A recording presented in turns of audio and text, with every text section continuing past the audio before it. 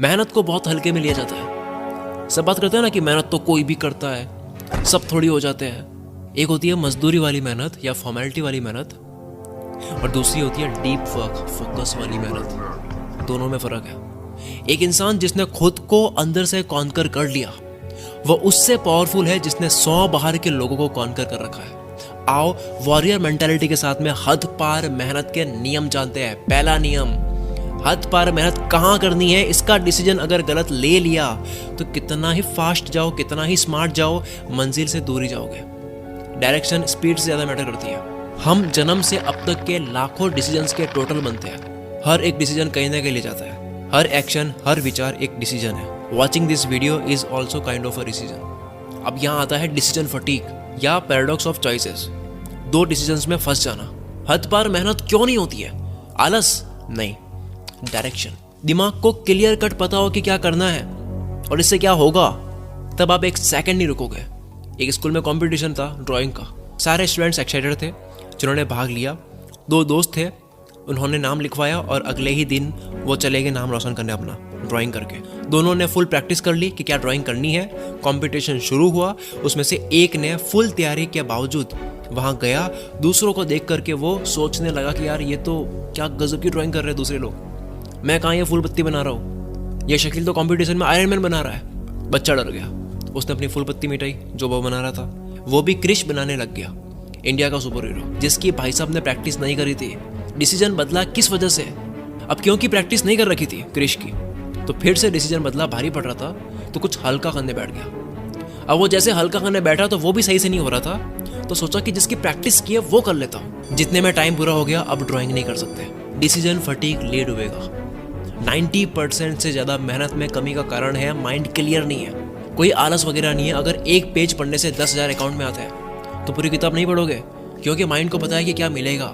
Decision लिया, mind में 1% भी नहीं लगना चाहिए कि ये नहीं होगा, तब होगी हद पार मेहनत। डाउट्स आपको रोकते हैं हद पार मेहनत से। नियम नंबर 2, बिना फोकस वाली मेहनत को मेहनत में नहीं, फॉर्मेलिटी और लेबर वर्क में काउंट करो। मेहनत का पार्टीशन कर दो। लोग कहते हैं कि crypto is the future, NFT, metaverse, artificial intelligence, electric vehicles, technology, ये सब फ्यूचर है, पर डीप वर्क और फोकस्ड माइंड रियल फ्यूचर है।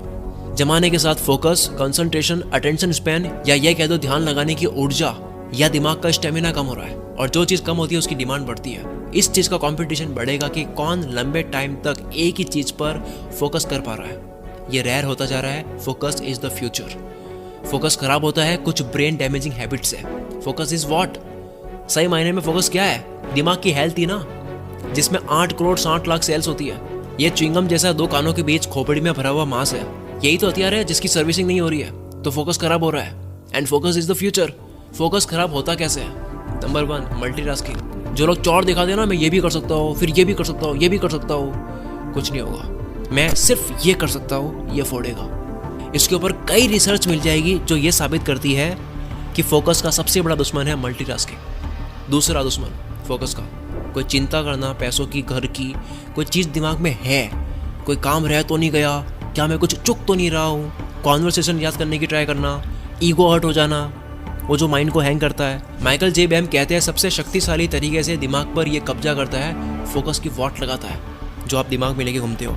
फोकस का तीसरा दुश्मन डिवाइसेस के नोटिफिकेशंस। चौथा फटीग, जो स्लीप की वजह से होता है। बाकी डाइट वाइट आपको सब पता है। बिना फोकस मेहनत नहीं है, मजदूरी बोलो उसको। उसे हद पार मेहनत बोलकर टर्म खराब मत करो।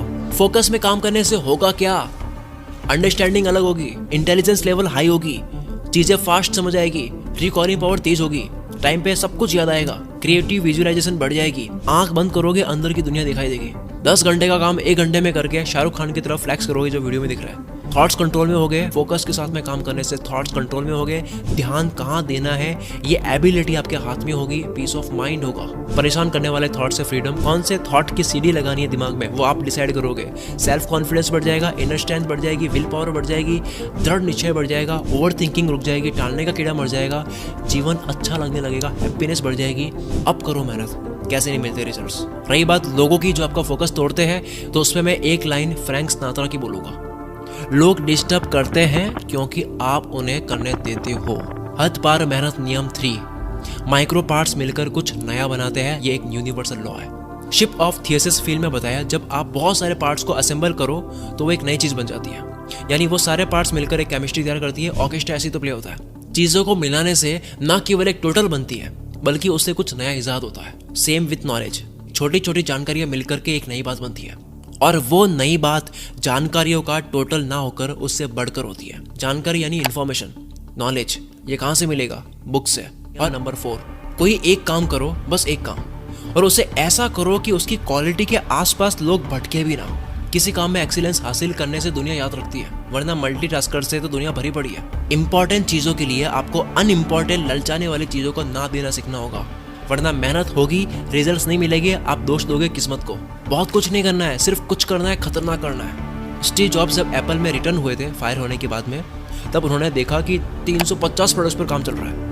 इन्होंने 340 प्रोडक्ट्स रुकवा दिए। कहते हैं इन 10 प्रोडक्ट्स के अलावा और किसी की बात नहीं करनी है।